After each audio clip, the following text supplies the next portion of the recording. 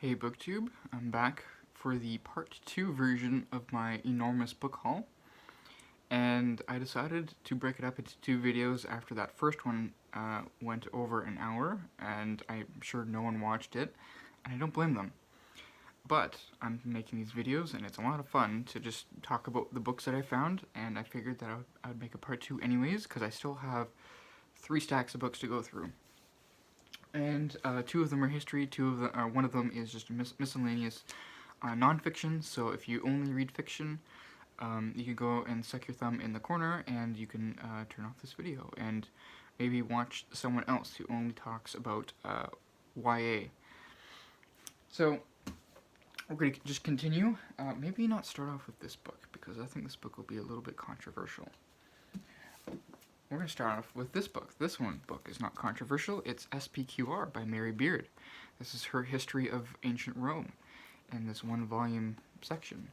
And this is a book that I've had basically on my wish list for quite a while because it's a very famous book and the subject of Rome interests me. But I didn't go out of my way to buy a new copy or anything like that because I figured if it was so popular, I'm bound to find a used copy. And lo and behold, here it is. I found it at my enormous once-a-year mall sale that happened at my local mall here in the city. I guess I should give context about where I got these books, but yeah, it's this used book charity sale that happens at my mall every year. It used to happen twice a year, but now they just make it once a year, which has been really good for my book budget. And so now I get to splurge once a year instead of twice. And so I found this one here for a whopping $3. The next book that I found is A History of Education in Antiquity by H.I. Moreau. And this book is published in, well, it's a translated book, I guess. Translated and published, it was published in 1948 in French, but then it was translated in 1956 by George Lamb and published by the University of Wisconsin Press. And it's just a look at ancient education, history of education in antiquity. And as someone who's going into education myself, becoming a teacher, just any kind of history of education is something that I'm very interested in. So I'm very glad to find a book like this, even though I've never actually heard of it before. So just finding gems like that is what I really love about going used book shopping. And then this next book here is another indulgence on my part. I don't need any more books on the ancient Greeks, and yet I bought another book on the ancient Greeks, and it's called The Greek Experience by C.M. Bowra. And it's a fairly short book, but it's also a little bit bigger. I guess I don't really have anything to compare to. Oh, here's my Penguin Classic. Penguin Classic, just normal size, but here you can see it's a lot bigger on the top and on the sides.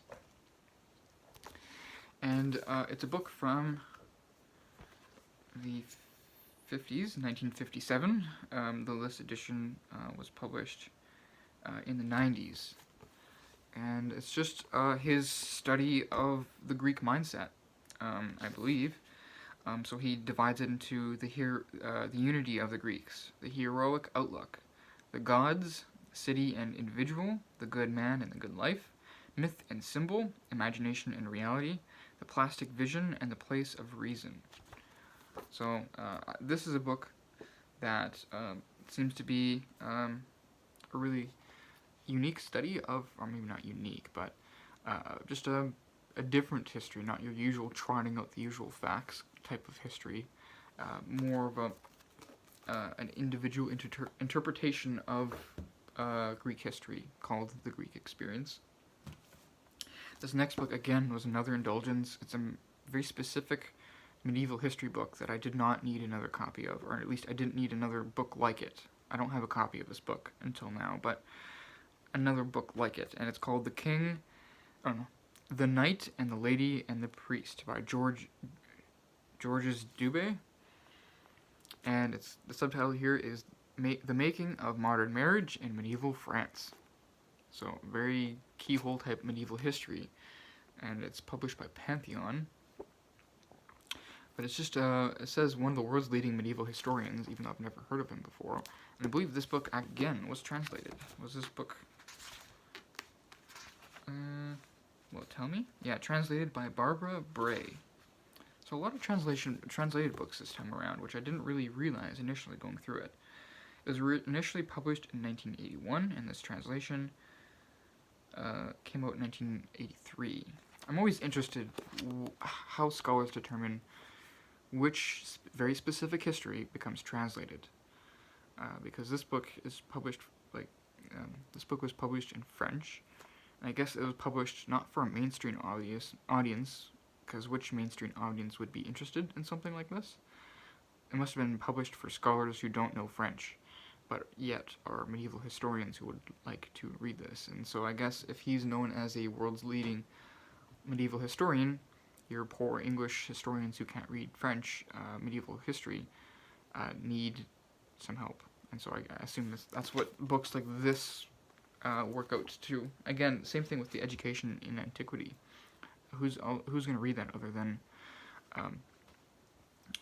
fellow scholars? So the work of a translator to translate scholarly monographs just seems kind of dull. Reflecting on it, here's another fairly specific history. It's a book on English Reformations. That's the title. And its subtitle here is Religion, Politics, and Society under the Tudors, and it's by Christopher that name. Haigh. I'm not even going to try it. I just said hi, but Hiei. Christopher Hiei. And it's a book on the English Reformation, but he balks at that title, English Reformation, and then just calls it English Reformations with a plural. And he just provides all the different ways that English society was reformed from a Catholic society into a very much a Protestant one. And I think that's just the count of the book here. And he doesn't try to. I think he balks at the overall English Reformation, the English Reformation title, because he doesn't see it as one Reformation and not as like this uniform process. He sees it as like a juddering of stops and starts and like different things falling apart at different times, and so he sees it as a lot more messy, which is nice. So he wrote a book trying to reflect that history. I certainly do have a couple of books on the English Reformation under those titles, so it'll be nice to get a different perspective. Here's another book on English history. It's The Monarchy Transformed, Britain 1603 to 1714, and it's by Mark Kishlansky, and it is a volume in the Penguin History of Britain, with the general editor is David Cannadine, and it's just a volume on Britain in the 17th century. 17th century is a period of history that's kind of like in between Renaissance and Reformation, and then after that you have the Enlightenment and the Industrial Revolution and like more modern history. So it kind of gets lost in the wayside almost, at least in my opinion. And so here, this book talks about Britain in that period of history through the use of the monarchs. So in 1603 you have the death of Queen Elizabeth I, and then you have King James I, who's on the throne, and then his descendants all the way to 1714 with the death of Queen Anne. And so yeah, we have this book that chronicles that fundamental transformation of the monarchy under James's descendants. This next book was definitely an indulgence, because I already have 2 copies of this book already, but I picked this one up anyways, and I'll explain why. It's The Worlds of Medieval Europe by Clifford R. Bachman, And I have volume 2, or no, this is third edition here, it says in the top corner, third edition. I have the second edition in 2 different editions. One of them is like this big fat textbook-sized thing that has like very rough pages, and then one of them, the other one, has is very much like this one, where it's like a thinner, more compact size, and yet both of them are the exact same book. It's just two very different printing styles. And for some reason, I bought one of them because I squealed at the subject matter and wanted a copy, and this book, brand new, is like $100. So getting a copy for very cheap was nice. Then I got the second edition because I found out that the first edition, or I got the second copy because the first copy had tons of highlighting in like the first section. So there's 70 pages that would be very hard to read with neon pink highlighting. The second version, the second copy that I bought, didn't have any of that. It was completely clean, but yet it was a fatter edition because it was printed so differently. So it didn't fit on my bookshelf. So I kept the one I'm not going to read with the highlighting on the bookshelf, and then just kept the other one separate that I'm going to actually read. And now, breathlessly, through this incredibly tedious journey, I have the third edition that's thin and completely unmarked. And there is some illustrations and maps and stuff in here, but they're not particularly interesting. But I have the updated edition, and I'm kind of skeptical about updated editions of works of history. I mean, like, what are you changing? Like, how much has medieval Europe changed in the period of 10 years that you took between writing the second and third volume, or third edition? But whatever. This one looks a lot nicer than those other editions, and it'll fit on my bookshelf. So that's just a roundabout way of saying how my mind works when it comes to picking up books and storing them. And in my first video, I showed you a volume in the new Cambridge Modern History series, where they have these big fat works of history on history subjects, edited by scholars, and then they just have scholars writing different, very detailed and very primary source-based chapters on whatever subject that they're told to write about. So this volume here is volume 2, and it's just the Reformation proper. It's the Reformation, 1520 to 1559, and this volume goes through just all different subjects of the Reformation. So the introduction itself here is only 23 pages, but we have chapters on economic change, Luther and the German Reformation. We have the Swiss Reformers, Reformation in Scandinavia, Reformation in difficulties.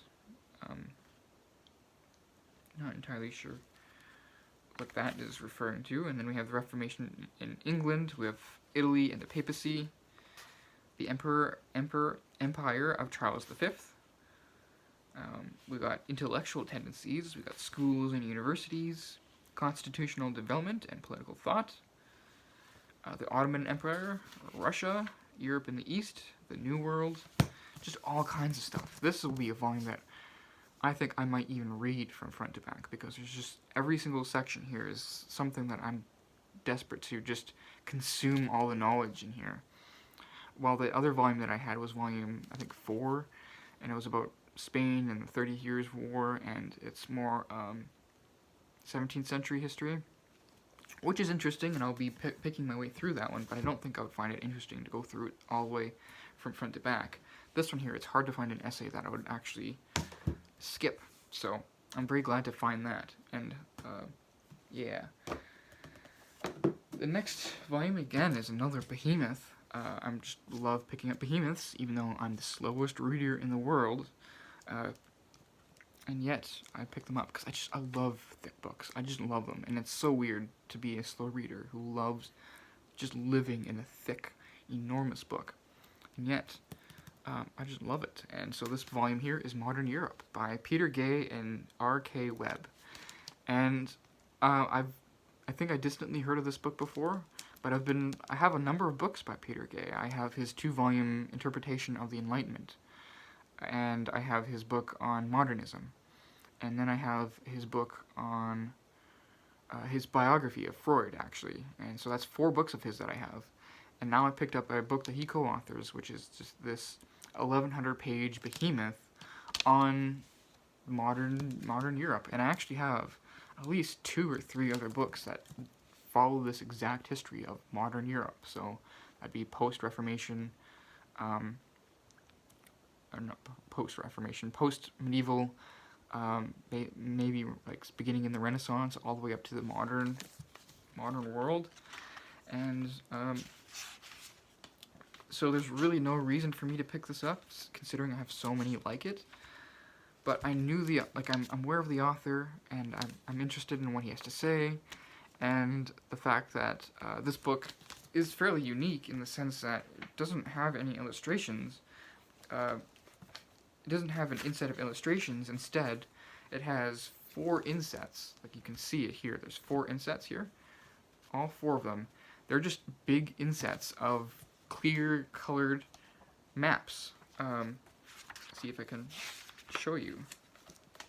So just maps, page after page of maps. And that's what every single inset here does. It's just reprint really good, clear, easy to follow maps, and I'm very glad for that. And most of my histories don't have that many maps. They usually maybe have a map on the end paper, which this one does. It has a map there. This is a topographical view of Europe. It doesn't give me a date. And then the very back here is Europe after World War II. So I had to pick this one up. I just couldn't leave this one by, especially since, believe it or not, BookTube, this cost me $2. So I could not pass that one by. Next here is my controversial book. This one was at the very top of the pile, but I didn't want to start off my book haul with this book because I didn't want to be canceled in the first section of my video. So I'm okay with being canceled at the 17-minute mark because I know that no one ever watches this far into a part 2 in a massive book haul. And it's a book called The White Man's Burden, and it's by Winthrop D. Jordan. And it's a history book called The Historical Origins of Racism in the United States. And it's from the 70s. I think it was published in 1976. And 1974. And it's an abridgment of his original book called White Over Black, American Attitudes Towards the Negro in 1550 to 1812. And this is the type of book I've been looking for, where the history of racism is impossible to find anything that is anywhere approaching neutral. And maybe this book isn't either, because this book was written in the early 70s, when, you just came off of the civil rights movement in the mid to late 60s. So I'm sure this book is not going to be, totally unbiased either. But I'm okay with that, because modern histories now that very much try to, change history for the sake of social justice is not my kind of history. I want an actual fact of what happened with the historical origins of racism and of race relations.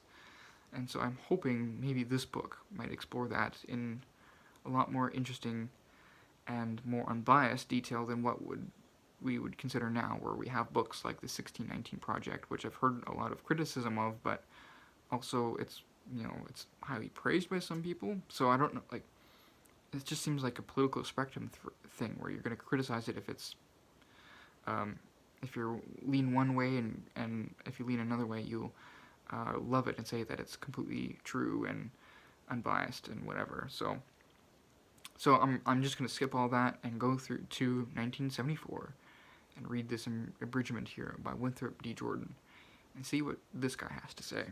And if it ends up being trash, well then I'll just throw it out and try something different. But it is published by Oxford. It's not published by InfoWars self-publishing press or something like that. Now we move on to my miscellaneous section here. This is my more nonfiction, but they're miscellaneous. They're not history per se. And the first book here is The Captains of Consciousness, Advertising and the Social Root of Consumer Culture by Stuart Ewen, Ewen. And it's just a short book on consumer culture, written when, I think this was, again, the 70s, 1976. So this was the 1976 book. And it's just a book on advertising and consumer culture, which is something that very much interests me. I'm very much interested in the idea of consumer culture and advertising in particular, and advertisement's role in consumer culture. And again, as you can see, you see an ad there on the front. So yeah, it's just a book that is on a subject that interests me. Next is another book that I've never heard of before, but yet it's hits directly on a subject that fascinates me. And it's this idea of English as a dominant language in the world. And this book is exactly on that subject. It's called English as a Global Language. And it's by David Crystal, who, if you look online, he's got quite the bibliography of books on languages, and specifically the English language. And then we get a really cool scene of this Asian frontier with the Asian language. Is this China? Is this Japan? I have no clue, other than that it says welcome here in English. And it's just a short book on the dominance of English language, how it became a global language and the evolution of it, and how things might have been different if, say, Mandarin or Chinese became the dominant language, especially since there's probably more people who speak Mandarin in the world than speak English, but maybe not. Maybe English is the #1 language in the world now. But this book was published in the 1997, and it's just going through an account of how English rose to that level of basically that uniform common language between cultures. So you can have a Chinese businessman and a German businessman in the same room, and they're going to be speaking English to each other because they don't know German or Mandarin, and so they're going to be speaking English because that's the language, the global language of commerce. You need to know, if you're going to be successful businessmen on the world stage, you need to know enough English to get by. And that's really, really cool. It's absolutely fascinating. And this book really tries to stay away from the politics of it, where people think of it like immediately as like, colonization and white dominance of this white language, destroying native cultures and native languages and stuff. This author very much tries to avoid that, and I appreciate that, because I want good, solid, interesting history. I don't want, changed history for the sake of redressing historical wrongs, because terrible things have happened in history, but we don't need to change history to change that fact. The history will speak for itself, in my mind. Next we have a bit of an oddity, but it's a subject that does interest me, and it's The Image of Man by George L. Moss, and the subtitle is The Creation of Modern Masculinity. And it's just a short study of the masculine ideal during the 20th century.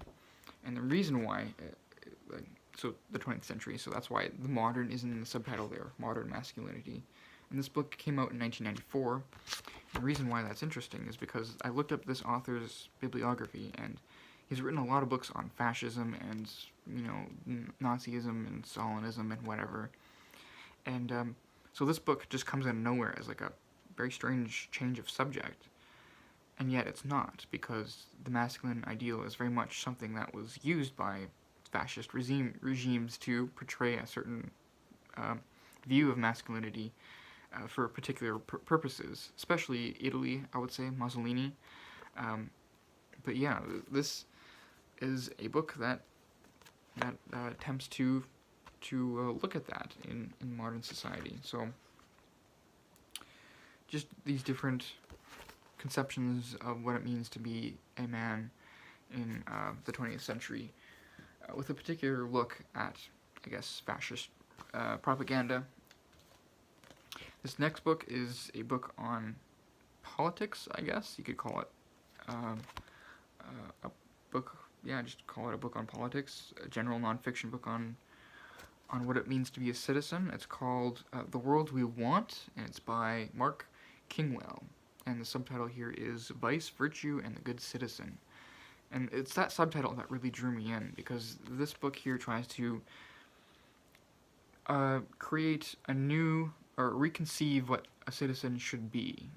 So he says, the back here says, exploring the idea of citizenship in the evolving post-national context. Mark Kingwell argues that old ideas of civic belonging, historically tied to blood, belief, and law, need to be reconceived. And I think that has a lot to do with the idea of virtue and vice. And I think that'll be interesting to see how he comes up with this different conception of citizenship, one based on an old world, and try to bring that concept into like a new world. What does it mean to be a citizen? Does it just mean to be born in a country and to, benefit from its laws and from its protections and from its social welfare programs? Is that all that it means to be a citizen, or is there more to it? And is there duty or obligation or responsibility tied to the idea of citizenship, especially in what that back paper, the back copy calls a post-national context. So moving on to a book of philosophy, and some of you are groaning and some of you are cheering, and it's a book called The Introduction to German Philosophy. And subtitle is From Kant to Habermas, and it's by Andrew Bowie. And it's just a short book, again, another oversized edition. I can show you, yeah, another taller and wider. And it's just a book giving English readers a introduction to German philosophy, which has been hugely influential, regardless of whether or not you agree with what they're saying, or whether or not you think they're totally talking nonsense. The fact is that people interpret that nonsense, and that interpretation can have real implications in our real world.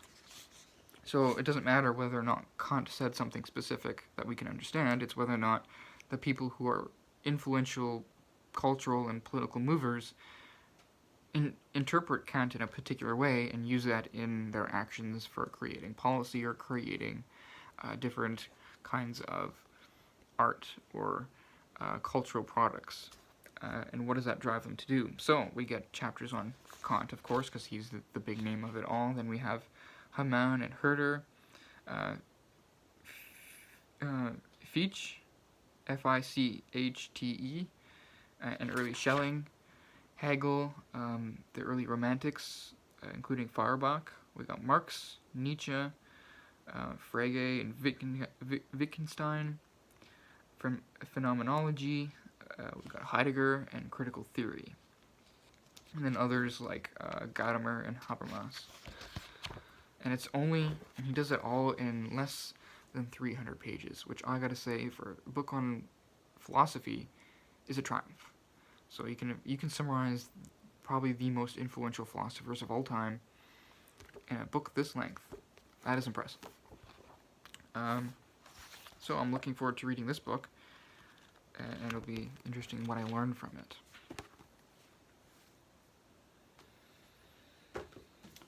Here's another book that really doesn't, it's just like general nonfiction. It doesn't have a technical category to it. It's called Enlightenment 2.0 by Joseph Heath. And the subtitle here is Restoring Sanity to Our Politics, Economy, and Our Lives. And normally I wouldn't have picked up a book like this other than, but there's a couple of reasons why I picked it up. It's because the author is one of the co-authors of a book here, they advertise it here, called The Rebel Cell, which I have on my bookshelf there, which I've been wanting to read in ages. And it's very high on my TBR of a book to read soon, that talks about leftist counterculture, and like during the early 2000s and I think beyond, and how that their push against capitalism was really something that I guess pushed capitalism, that benefited capitalism. And the whole idea is given on the image of that book, where it's a coffee cup, a disposable coffee cup that you could get from Starbucks, but yet it's got a figurehead, the image of socialist revolution on the front. And so he has a book here that's that he authors himself, and I'm not entirely sure what it's about other than that it seems to be him saying, trying to come to understand or come to grips with that current political divide when this book was published. And this book was published in 2014, which, if you know your politics, is very significant for him to be picking up huge political divides between right and left, all the way up back in 2014, where he says, the Western world is divided, not between right and left, but between crazy and non-crazy. What's more, crazies seem to be gaining the upper hand. Rational thought cannot prevail in the current social and media environment, where elections are won by appeals to voters' hearts rather than to their minds. The rapid pace of modern politics, the hypnotic repetition of daily news items, and even the multitude of visual sources of information all make it difficult for the voice of reason to be heard.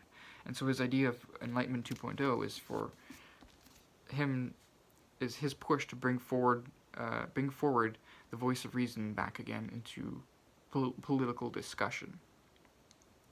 And again, this book came out in 2014. That's a significant date, or at least 2 years before a significant date. So make of it what you will. And this last book here is a book I took a chance on. I don't think I really needed to pick this book up, but it's something that I'm interested enough to spend the $4 that I spent on it to pick it up. And it's an anthology volume on ethical issues. And the subtitle is Perspectives for Canadians, and it's edited by Eldon Soifer. And it's just this oversized book, double columned of selections of philosophers and policy, Canadian policy, on hot button ethical topics. So the first subject, or the first category, is the moral status of non-human animals. The second one is ethics and the environment. Then we've got distribution of scarce resources, abortion, assisted reproduction and commodification, euthanasia, free expression, censorship and pornography, multiculturalism, nationalism, and Aboriginal rights. And then the last one here is ethics and the use of violence. So just selections of readings from scholars and philosophers and whatnot on these ethical issues. And I think this is obviously meant to be taught in an ethics course, but I think it would be really cool to just introduce some ethics into a high school setting. And I think this, if I could use this book as like a springboard to guide me in ethical discussions and whatnot, would be really, really cool and really helpful. So that's why I picked that book up. We're on my last stack, book 2. I know I'm trying your patience. I'm at over 30 minutes already, but we have this one last stack left, and then we're done. And if you're exhausted, just imagine how I was feeling lugging these to and from my car. So the first book here on this last stack is a familiar face, in more ways than one. We got the face of Martin Luther in this biography of Martin Luther by Roland H. Bainton, and it's called Here I Stand, A Life of Martin Luther. And if you remember, in my previous video, if I can pull it out here, we came across his book on the Reformation in the 16th century. Now, here is his most famous book, a book from the 60s, I believe, and it's still in print today, and it's his biography, Martin Luther. Yeah, 1950, actually. And yet it's still a book that you can buy on Amazon or at your local retail bookstore. And I just got this Mentor mass market copy, and this is the first time I've ever seen it used. I would like a more modern, better reprint, because this mass market is heavily illustrated. Like, there's just illustrations on every few pages. And it would be nice to get a modern reprint of this where you can get these images at a lot better quality and better scale than just this little mass market. But it's really cool to see a mass market with so many illustrations in it. And I think they're all just woodcuts, and it doesn't even tell me how many there is, but just so many illustrations. All throughout. Just amazing. So this is really cool. I'm really, really excited to read this. I don't actually have any biographies of Martin Luther just by himself. I do have the dual biography of Martin Luther and Erasmus that came out maybe 10 years ago. I don't remember the title of it, but it is very much a Reformation book, and it's like 900 pages or something. And then we have another book that, if I had known it existed, I would have loved to add it to my wish list. But instead, I found a used copy, and so it all works out in the end. It's got a fairly ugly cover, though, but it's called The Victorian Frame of Mind, from 1830 to 1870. And just look, that is supposed to be the title there, in, I guess, different lettering. And it's by Walter E. Houghton. And it's a book about exactly that, the Victorian Frame of Mind, from 1957. And he goes through what they would have thought, or what he imagines was going through the mind of a middle to upper class Victorian person during this period of time. Either from the artists to your general middle class merchants from the Victorian era. And he divides it up into these different sections. So the first part is part 1, called Emotional Attitudes. And he has 2 chapters, one on optimism and anxiety.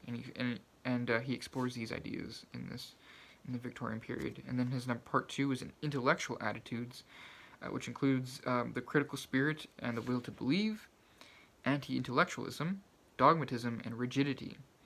And then part 3 is Moral Attitudes, which takes up the bulk of the book. And it goes from the commercial spirit, the worship of force, earnestness, enthusiasm, hero worship, love, and hypocrisy.